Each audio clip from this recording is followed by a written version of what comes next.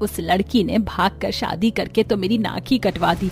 आज तेरी बहन की वजह से हम सबको गांव से निकाल दिया गया। गलती किसी और ने की और सजा हम भुगत रहे हैं। अब तो तेरे पास नौकरी भी नहीं है। हम गरीब परिवार कैसे अपनी रोजी रोटी चलाएंगे? काश की माँ जी हमारा भी खुद का कोई कारोबार होता तो रमन जी की नौकरी जाने के बाद हम कुछ काम कर रहे होते। नौकरी करने वाले से अच्छे ये मोमोज वाले हैं। देखिए इन मोमोज वालों के पास कितनी भीड़ जमा है। अब जो होना था सो हो गया, ज्यादा मत सोचिए। वैसे यहाँ पर बच्चों के स्कूल कॉलेज पीजी नजर आ रहे हैं। हमारे पास कुछ पैसे रखे हैं, मैं कोई घर देख कर आता हूँ, क्या पता हमें रहने के लिए कोई जगह मिल जाए। इतना बोलकर रमन अपने घर वालों को रोड पर छोड़कर आसपास की गलियों में भटकता है और काफी कोशिश करने पर उसे एक छोटा सा घर किराए पर मिलता है और रमन अपनी पूरी फैमिली के साथ उस किराए के घर में रहने के लिए जाता है। अगले दिन रमन नौकरी की तलाश में जाता है तो वहीं घर के बाहर निकलकर अपने आसपास मोमोज वालों को मोमोज बनाते देख सरिता अपनी माँ और भाभी से कहती है, भाभी आपको भी तो मोमोज बनाने आते हैं? यहाँ पर सिर्फ 2 ही मोमोज की दुकान है, क्यों ना हम भी मोमोज बेचें? देखो ना यहाँ पर कॉलेज ऑफिस स्कूल सब कुछ है, पास पास है। जैसे इन दोनों के मोमोज बिक रहे हैं, क्या पता हमारे भी बिक जाए। वैसे भी अभी लोग मोमोज के बड़े दीवाने हैं। माँ जी हमें एक बार कोशिश करनी चाहिए। जब तक रमन जी की नौकरी नहीं लग जाती हमारे पास अभी थोड़े पैसे भी हैं और देखिए ना हमारा घर बिल्कुल रोड साइड पर है। शांति को अपनी बहू और बेटी की बात सही लगती है, जिसके बाद दोनों सास बहू मार्केट से मोमोज बनाने के लिए मैदा, कुछ हरी सब्जियां, टमाटर, लाल मिर्च लेकर आती हैं और घर जाकर काजल मोमोज बनाने के लिए मैदा मारती है और उसकी छोटी छोटी पूरियां बनाकर बारीक सब्जी काट कर उसकी फिलिंग करती है। तो वहीं सरिता अपनी माँ के साथ मिलकर मोमोज की चटनी बनाने की तैयारी करती है। माँ जी चटनी बनी या नहीं? बहू चटनी बनकर तैयार हो गई है। ठीक है तो माँ भाभी आप दोनों मोमोज लेकर बाहर आइए, जब तक मैं घर के बाहर मोमोज बेचने के लिए सेटअप बनाती हूँ। इतना बोलकर सरिता अपने घर का दरवाजा खोलती है और घर के बाहर एक टेबल पर कपड़ा बिछा देती है और छोटा सा गैस सिलेंडर रख देती है। कुछ देर में काजल अपने मोमोज लेकर आती है और मोमोज स्टीम करने वाला बर्तन रखती है। नया दुकान देखकर कुछ लोग उनके पास मोमोज लेने आते हैं। आज ही दुकान खोली है क्या? हाँ आज ही मोमोज की दुकान खोली है और तुम हमारी पहली ग्राहक हो।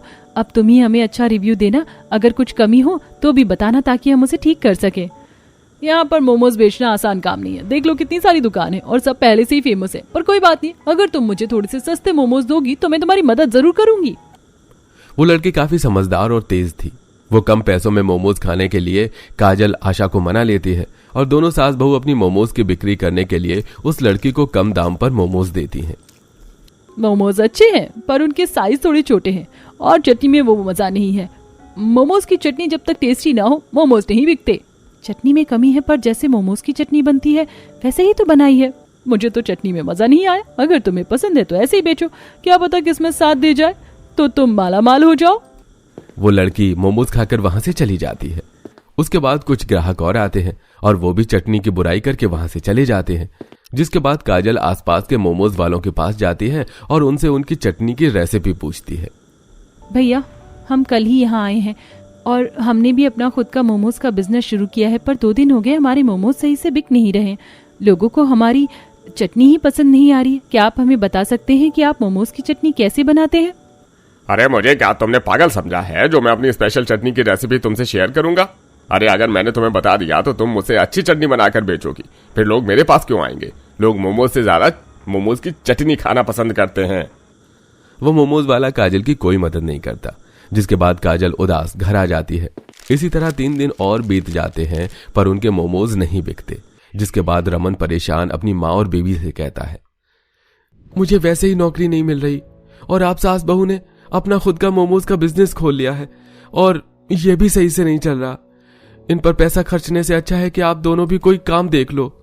नौकरी करके क्या करेगा बेटा? 5-10 हजार की सैलरी से घर नहीं चलने वाला और मोमोज बेचकर हमारा नुकसान भी तो नहीं हो रहा। बस हमें अपनी चटनी में सुधार करना है।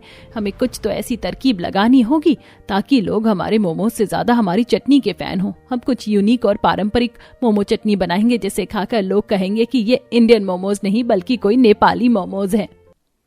माँ लोगों को ये तो पता है कि मोमोज नेपाली डिश है, पर आजकल के लोगों को कोरियन डिश ज्यादा पसंद है। पता नहीं कोरियन लोग कैसे कैसे मोमोज बना रहे हैं। उनकी चटनी काफी फेमस भी हो रही है और यहाँ पर सब नेपाली स्टाइल से ही मोमोज बेच रहे हैं। क्यों ना हम अपने मोमोज में थोड़ा बदलाव करें?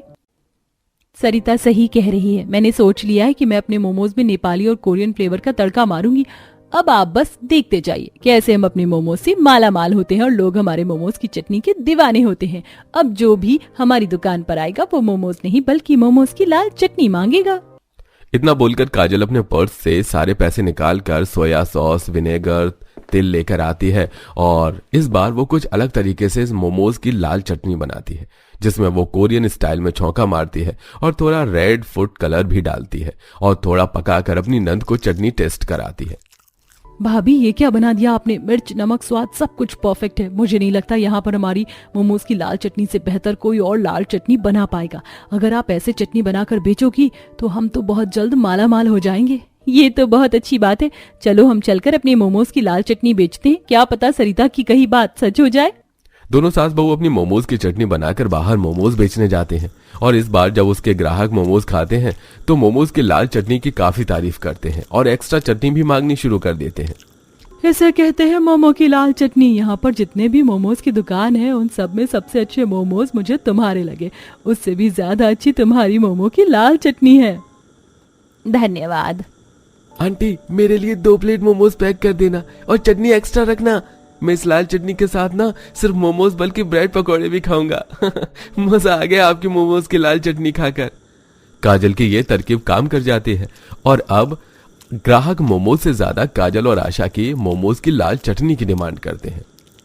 समय यूं ही बीतता है और उनकी कमाई इतनी अच्छी होने लगती है कि वो किराए का मकान छोड़कर अपने लिए खुद का एक छोटा सा घर ले लेते हैं। तो वहीं रमन की भी अच्छी नौकरी लग जाती है। ऐसे ही एक दिन कैसे 6 महीने बीत गई पता ही नहीं चला। अच्छा माँ मैं ऑफिस जा रहा हूँ। और माँ ये लीजिए मोमोज की लाल चटनी भी बनकर तैयार हो गई है और मैं तो कहती हूँ कि आप बस उस दुकान को भी खरीद लीजिए जहाँ पर आप मोमोज बेचती हैं। कोशिश तो यही है बेटा, अब बातों में मुझे मत फंसा। कॉलेज के बच्चे मोमोज का इंतजार कर रहे होंगे। तुम तो जानती हो ना, जब तक हम अपना मोमोज स्टॉल ना लगा ले कॉलेज के बच्चे ना कोई पार्टी करते हैं और ना ही कहीं और से मोमोज खाते हैं। इतना बोलकर आशा काजल के साथ उसी जगह पर मोमोज बेचने जाती है और उसके आते ही स्कूल, कॉलेज और ऑफिस के सारे बच्चे एम्प्लॉय वहां आकर खड़े हो जाते हैं। अम्मा आज कितना समय लगा दिया आपने, हम कब से इंतजार कर रहे थे। आप ही काम करो, मेरे लिए मोमोज मत लगाओ बल्कि 20 की मुझे अपनी मोमोज की लाल चटनी दे दो। मैं रोटी लेकर आया हूँ, सब्जी में डालकर खानी है। सब्जी में आपकी लाल चटनी डालकर खाओ, स्वाद दोगुना हो जाता है खाने का। अरे बहन पहले मुझे 100 रुपए के मोमोज पैक करके दे दो और चटनी एक्स्ट्रा रखना। घर में पकौड़े बनाए, मेहमान आए हैं। सोच रही हूँ उन्हें इसी मोमोज की लाल चटनी खिलाऊं कि वो रिश्ता मना ही ना कर पाए। हाँ बस 2 मिनट दीजिए। इस तरह दोनों सास बहू के पास ग्राहकों की भीड़ लग जाती है और आसपास के दुकानदार ये देख अंदर ही अंदर जलते हैं। अब शाम को जब दोनों सास बहू अपने मोमोज बेचकर घर आ जाने लगती हैं तो वही मोमोज वाला उसे रोककर उससे उसकी मोमोज की चटनी की रेसिपी पूछता है। बहन आज से कुछ महीने पहले जब तुम मेरे पास आई थी तो तुम्हें मोमोज की चटनी भी बनानी नहीं आती थी। अब तुमने ऐसा क्या जादू डाला अपनी मोमोज की लाल चटनी में कि तुम दोनों सास बहू इतनी मालामाल हो गई? जरा मुझे भी बता दो। अंकल जी हम इतने पागल थोड़ी ना हैं कि अपनी स्पेशल रेसिपी आपसे शेयर करें और हमारे ग्राहक आपके पास आ जाए और आप हमारी ही बताई रेसिपी से मोमोज की लाल चटनी बनाकर बेचकर माला माल हो जाए। काजल उस मोमोज वाले को उसी का ताना देकर वहां से चली जाती है और इसी तरह दोनों सास बहू उसी जगह पर 2 छोटी सी दुकान ले लेती हैं और अलग अलग मोमोज बेचना शुरू कर देती हैं, जिस वजह से अब पहले से भी ज्यादा दोनों सास बहू मालामाल हो जाती हैं और वहां खड़े सभी दुकानदार बस खड़े खड़े ये सब देखते रह जाते हैं। मानसी कहाँ छिपी बैठी है? अच्छा तो तू यहाँ है। क्या बात है भैया? शांत हो जा राज, शांत हो जा। नहीं माँ, आज ये लड़की मुझसे नहीं बचेगी। अरे इसे पसंद करने को भी वही भिखारी मिला था। आज मैं इसे दुनिया से ही खत्म कर दूंगा। रुक जा राज। सेनापति जी मैं इस पर बैठ तो गई, अब क्या करना है? राजकुमारी जी इस घोड़े की कमर पर अब इस पकड़ने वाली रस्सी को आहिस्ता से मारो तो ये आगे बढ़ेगा। जी क्या ये सही है? अरे राजकुमारी साहिबा, इस जानवर को दर्द देकर भगाया जाता है, ऐसे कैसे ये सही होगा? जरा तेज मारिए। मानसी ने तेजी से सेनापति के बोलने पर घोड़े की पीठ में कोड़ा मारा, जिससे कि घोड़ा बिलबिला उठा और वो तेजी से मानसी को लेकर अंधाधुंध भागा। मानसी एक राजा की बेटी थी, वो पहली बार घुड़सवारी सीख रही थी। मानसी से बिल्कुल भी घोड़े वगैरह को काबू करना नहीं आता था, जिसका नतीजा ये सामने आया कि वो घोड़ा उसे लेकर बस्तियों में भाग निकला। क्या राजकुमारी को वो जुनूनिया घोड़ा कहीं लेकर भाग गया है? सेनापति, तो तुम क्या कर रहे हो? जाकर राजकुमारी को ढूंढ कर लेकर आओ, जल्दी जाओ। राजा की बात सुनकर राजा के सभी सैनिक सेनापति के साथ राजकुमारी को अलग अलग राहों में ढूंढने को निकल गए। वहीं दूसरी तरफ राजकुमारी, हट जाइए, सभी रास्ते से हट जाइए। अरे ये घोड़ा कैसे रुकेगा, मैं कैसे जाऊंगी। मानसी बेचारी को लेकर वो घोड़ा बिना रुके बस भागा जा रहा था और भागते भागते वो बस्तियों को भी पार कर गया और एक खाली से इलाके में आकर रुक गया जहां आसपास ज्यादा घर नहीं थे। और वहां आकर घोड़ा तेजी से हिनहिनाया जिससे कि मानसी उसके ऊपर गिर पड़ी। ये कैसी आवाज थी? ये कौन है? पास ही में वहां पर एक मोची की दुकान थी जिस पर एक लड़का खड़ा हुआ था। उसने मानसी को देखा और वो तेजी से उसकी मदद करने को भागा। सुनिए, आप ठीक तो हैं? कोई मदद करो। मानसी की हालत ऐसी नहीं थी कि वो उठकर कहीं जा पाती। राघव ने उसे वहीं पर उठाया और उसे एक पेड़ की छाया में बिठा दिया। अरे ये तो स्वयं राजकुमारी मानसी हैं। इनको शायद घुड़सवारी सीखने का शौक चढ़ा होगा। इनकी तो चप्पल टूट गई, मैं जोड़ देता हूँ। राघव ने मानसी के पैरों में से उसकी चप्पल उतार ली और उसको जोड़ दिया। अभी राघव वहाँ बैठा हुआ ही था कि तभी उसे कुछ घोड़ों के भागने की आवाज आई। अरे नहीं लगता है कि कोई यहाँ आ रहा है। राघव उस आवाज को सुनकर तुरंत अपनी दुकान में ही चला गया और फिर, शुक्र है जो राजकुमारी मिल गई। सैनिकों, उठाओ राजकुमारी को और महाराज को खबर पहुंचाओ कि राजकुमारी मिल गई है। राजकुमारी, राजकुमारी जागिए। सेनापति जी, आप? राजकुमारी, आप घुड़सवारी करते करते यहाँ पहुंच गई थी। अब चलिए, महाराज और राजकुमार आपका इंतजार कर रहे हैं। सेनापति के बोलने पर मानसी उठी और पैदल ही चलकर अपने राजमहल तक गई। मानसी महल तो आ गई थी लेकिन उसका दिमाग तो वहीं छूट आया जहां वो बेहोश हुई थी। जब मैं बेहोश हुई उस वक्त किसी ने मेरी मदद की थी, शायद मेरा चप्पल भी जोड़ा। मुझे ज्यादा तो याद नहीं लेकिन वो कोई नौजवान ही था, पर वो कौन था मुझे जानना है, लेकिन कैसे? आइडिया, मैं अब वहां कल फिर से जाऊंगी। मानसी को राघव याद नहीं था जिसने उसकी मदद की थी। वो अपने कमरे में बस उसी के बारे में सोचती रही और अगले दिन वो अपनी माँ की आज्ञा से अपनी एक दासी के साथ वापस वहां आई। सैनिक, राजकुमारी हमसे बोल कर गई है, वो अपनी किसी सखी के यहाँ जा रही है। मेरा मन नहीं मानता, तुम उसका पीछा करो और देखो कि वो कहाँ जा रही है। जी रानी साहिबा। बस तुम यहीं रुक जाओ, अब आगे सिर्फ मैं जाऊंगी। ये क्या, मुझे उस नौजवान का पता मिल जाएगा? इनसे पूछती हूँ। सुनिए चाचा जी। बोलो। एक चप्पल 15 रुपए में जुड़ेगी और सिलाई के 25 रुपए हैं। जी, मुझे चप्पल नहीं जुड़वानी है चाचा, मैं तो बस यहाँ किसी के बारे में जानने आई थी। वो कल मेरा एक छोटा सा हादसा हुआ था जिससे मेरी किसी ने मदद की थी। मुझे धुंधला सा याद है तो मुझे एक नौजवान नजर आता है, लेकिन कह ही नहीं सकती कि वो कौन था। तो क्या आप उसे जानते हैं? क्या? मैं नहीं जानता। बाबा सुनिए। अरे राजकुमारी, आप? तुम ही थे ना शायद वो जिसने मेरी घोड़े से गिरने के बाद मदद की थी? जी राजकुमारी, वो मैं ही था। अरे वाह, आखिर मैंने तुम्हें ढूंढ ही लिया। साक्षात राजकुमारी जी हमारे घर में आई हैं। राजकुमारी जी, आइए आइए, आप अंदर आइए। आपका बहुत बहुत स्वागत है। माफ कीजिएगा, मैंने पहले ध्यान नहीं दिया। किशोर साक्षात राजकुमारी के अपने घर आने की वजह से बहुत ज्यादा खुश हुआ और वो उसे घर ले गया जहां मानसी की खातिरदारी हुई। मानसी उन लोगों से काफी घुल-मिल सी गई थी। ओह अच्छा, तो आप लोग सालों से यही काम करते आ रहे हैं। वैसे चप्पलों को जोड़ना मुश्किल होता होगा ना? नहीं राजकुमारी, अब तो हमें आदत हो गई है सब की। राजकुमारी साहिबा, ये बेर खाइए। हमारे पास आपको खिलाने को कोई बड़ी चीज तो नहीं है, तो यही खा लीजिए। मानसी ने काफी देर वहां बैठकर बातें की और बेर भी खाए। वहीं खिड़की से उसे उसका सेवक देख रहा था। कुछ देर के बाद मानसी वहां से वापस राजमहल जाने को निकल गई और वो सैनिक भी पीछे पीछे चल दिया। जी रानी साहिबा, ये सच है। राजकुमारी अपनी किसी सखी के घर नहीं गई थी, वो एक मोची के बेटे से मिलने गई थी। क्या कहा तूने? मेरी बहन मानसी किसी मोची के बेटे से मिलने गई थी? हे सैनिक, अपनी हाथ में रह, समझा? राजशाह, ये झूठ नहीं बोल रहा है। मैंने ही इसे राजकुमारी पर नजर जमाने को बोला था। अगर ये सच है तो फिर मैं अभी मानसी को सही करके आता हूँ। नहीं, रुक जा राज बेटा, ऐसे नहीं। पहले हम मानसी पर नजर रखवाएंगे कि क्या वो दोबारा वहां जाएगी या फिर वो वहां किसी मकसद से गई थी। यशोदा के बोलने पर राजशाह, जो कि मानसी का जलाल भाई था, उसने किसी तरह खुद को रोका। वहीं दूसरी तरफ मानसी मोची के बेटे के ऊपर अपना दिल हार चुकी थी। वो मोची का बेटा होकर भी कितना सुंदर था, बिल्कुल किसी राजकुमार की तरह।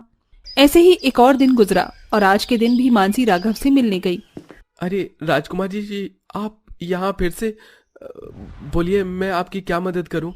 मैं मदद के लिए नहीं आई हूँ और तुम मुझे प्लीज मानसी बुलाओ, राजकुमारी ना कहो। अब एक राजकुमारी को राजकुमारी ना बोलूं तो क्या बोलूं?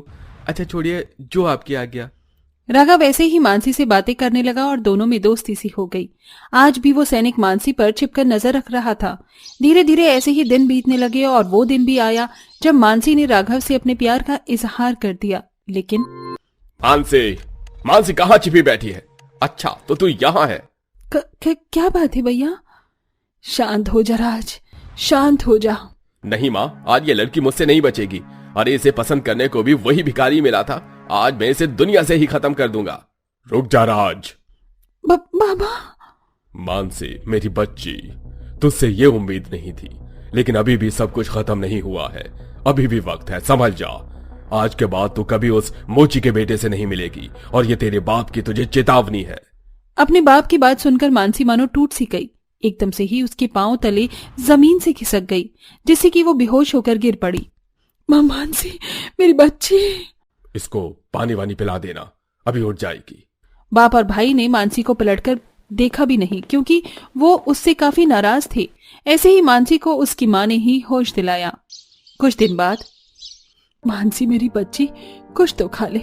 तू अगर ऐसे भूखी रहेगी तो कैसे चलेगा? देख तेरी हालत क्या हो गई है, थोड़ा सा तो खा लेना मेरी बच्ची। नहीं माँ, मैं कुछ नहीं खाऊंगी। मुझे ऐसे ही भूखा रह रहकर मर जाने दो माँ। कम से कम ऐसी कैद सी जिंदगी जीने से तो अच्छा है कि मैं मरकर आजाद हो जाऊं। यशोदा से ऐसे बोलकर मानसी रुख फेर कर लेट गई। मानसी की हालत खराब हो चुकी थी। यशोदा से उसकी वो हालत देखी नहीं जाती थी, इसलिए उसने इस बारे में राजा से बात की और ठीक है यशोदा जी, वैसे मैं नहीं चाहता था कि मैं बेटी का हाथ किसी गरीब के हाथ में दूं, लेकिन अब अगर इसकी यही मर्जी है तो ठीक है, मैं उसके घर रिश्ता ले जाऊंगा। बाबा, ये आप क्या बोल रहे हैं? आप उस गरीब से मानसी की शादी? चुप कर, ये सब क्या हम नहीं जानते हैं? इस वक्त मानसी की हालत को देखकर यही करना सही होगा। माँ बाप बेटी की जिद से मजबूर हो गई और मजबूरन उन्हें मोची के घर रिश्ता लेकर जाना पड़ा और कुछ इस तरह मानसी की शादी मोची के बेटे राघव से हो गई। इसीलिए तो कहते हैं कि हालात चाहे जो हो, लेकिन चाहत अगर सच्ची हो तो मांगी हुई चीज भी मिल ही जाती है।